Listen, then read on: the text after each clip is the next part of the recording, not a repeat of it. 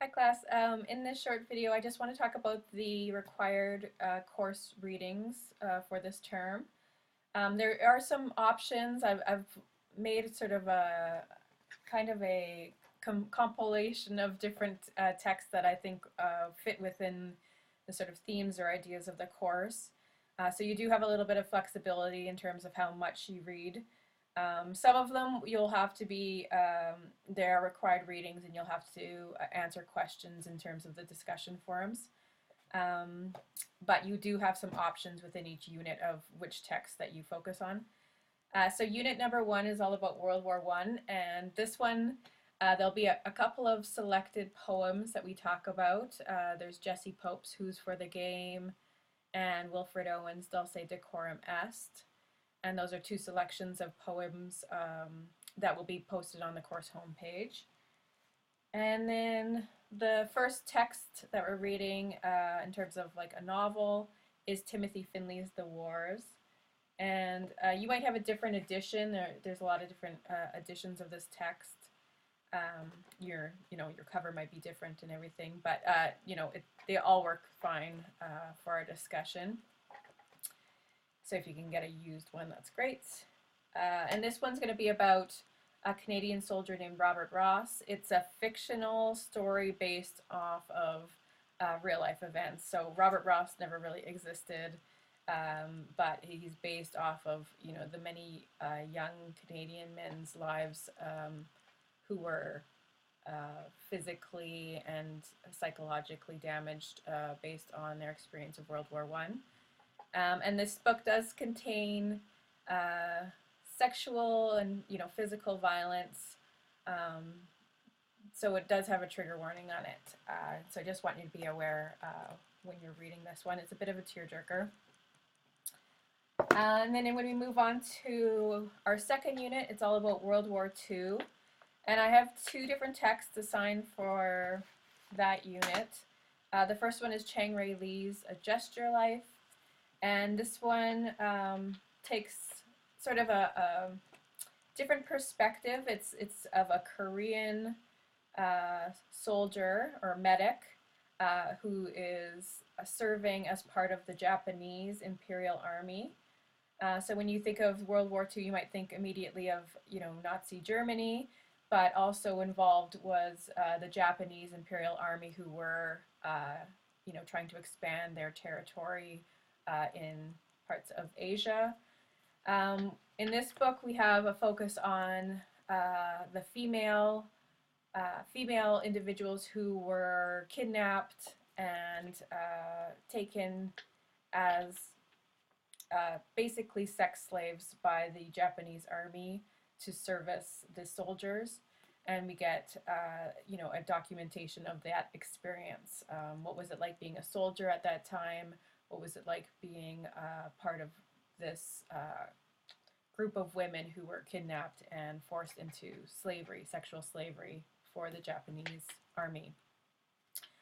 So again, does have a trigger warning in it. There are scenes of brutal violence, sexual violence as part of that text. And also within that unit, we will be discussing Art Spiegelman's books, Mouse.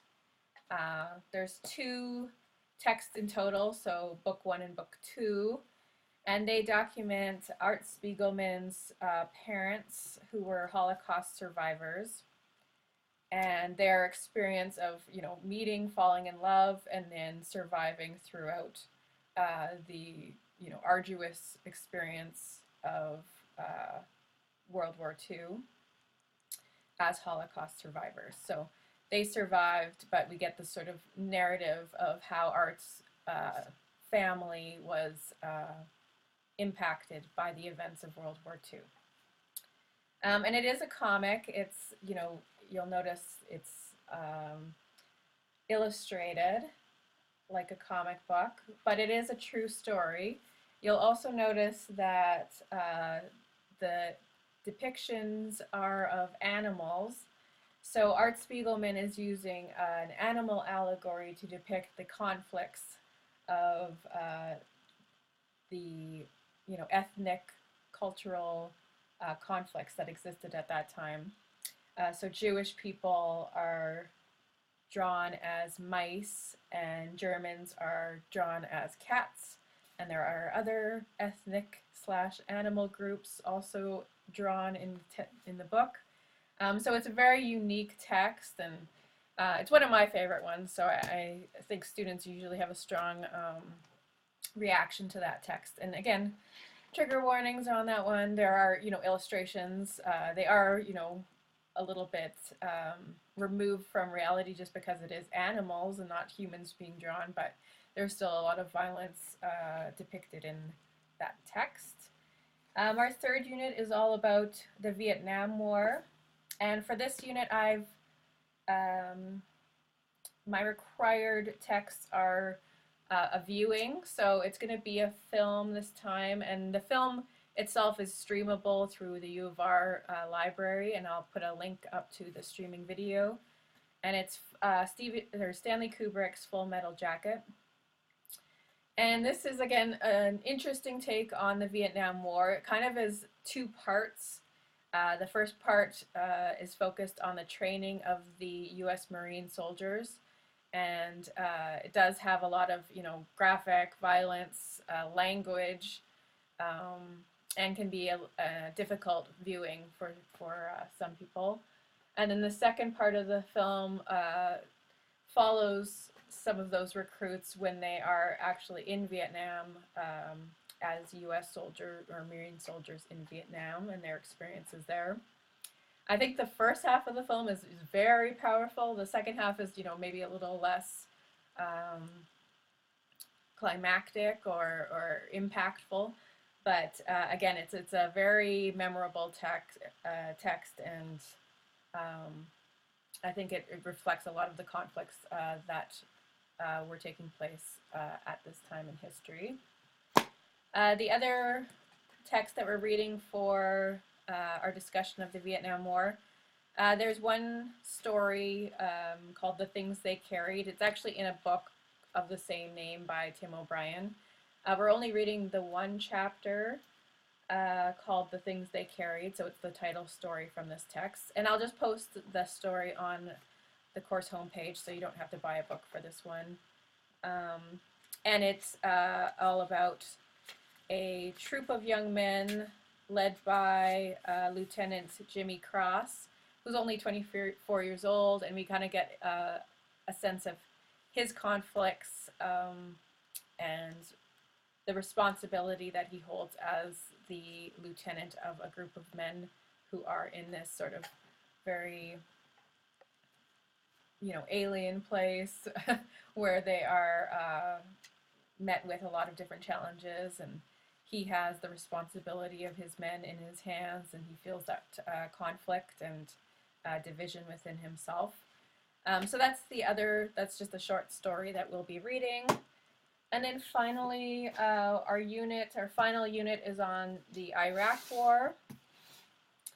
And I've assigned Roy Scranton's War Porn, and actually added this text a little later in the term. I'm hoping the bookstore will have them in by the time that we get to this unit. But if it's not, I'm going to give another optional text just in case. So planning ahead just in case this book's not available to you. But there is an excerpt, or I want to, focus on one of the storylines from this text. So I'm assigning specific pages that follow along this one storyline. But if you had the chance to read the whole text, again, it's worth reading the whole book. Because we have such a condensed time period for this class, I'm trying to do a couple of different short readings and limit the amount of longer works that we're doing. So we're just doing one storyline out of this text. But if you can buy it, that's great. If you, there's an ebook version that's also available. And if it's available in the bookstore, hopefully it is by the time we're studying this one. You can get it that way. If it's not available, I'm going to also take a selection from The Road Ahead. It's a short story from a female soldier's perspective, and her experience of the Iraq War and being within this sort of masculine environment of the military and kind of negotiating her gender identity as both a soldier within this very macho atmosphere, um, as well as maintaining her identity as a woman, a female soldier. So we'll take a look at that short story, and it's called Little, and it's part of this text called The Road Ahead, a fiction from the Forever War.